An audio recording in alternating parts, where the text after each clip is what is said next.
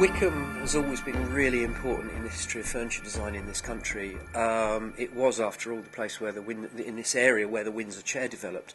And although that industry has now kind of gone from this area, it's still lovely working in a town where you've got the history of your country in timber furniture as a kind of backdrop to what you do in creating new contemporary pieces.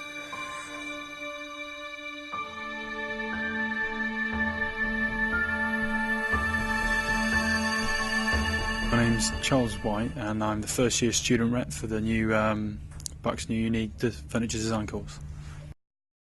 The most significant brief this year would have been the draw project, in which we had to make any item, but it had to have one single drawing. And my idea, I came up with a hidden drawer within a bookshelf, where you pull the book and a drawer would pop out the bottom.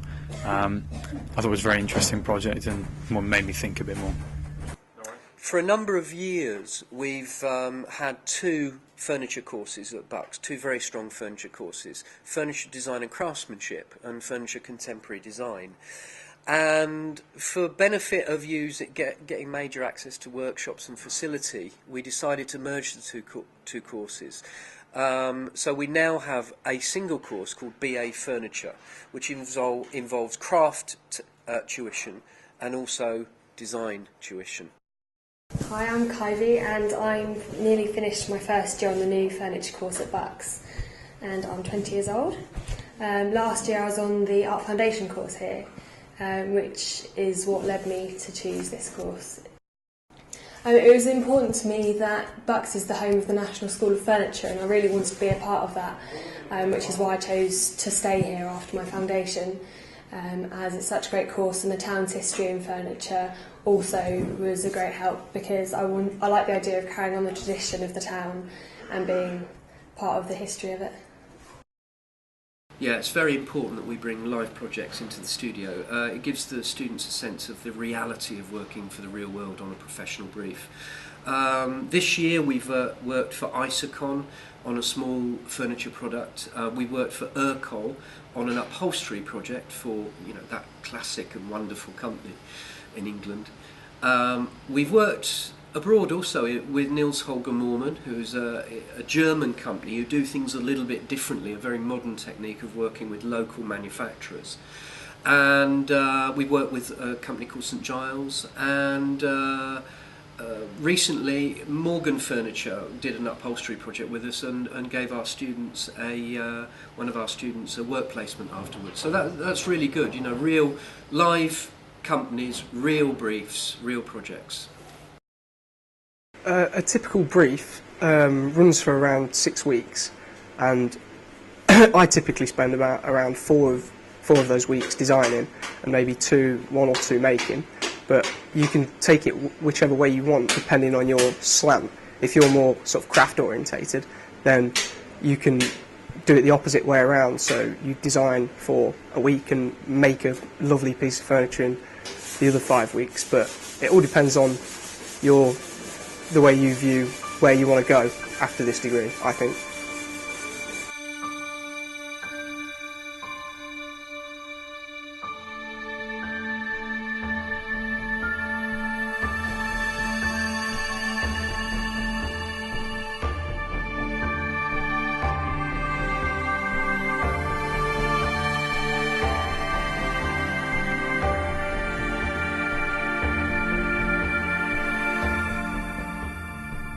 My occupation after this degree hopefully will either be making my own company or maybe even joining a company, or maybe even being a teacher.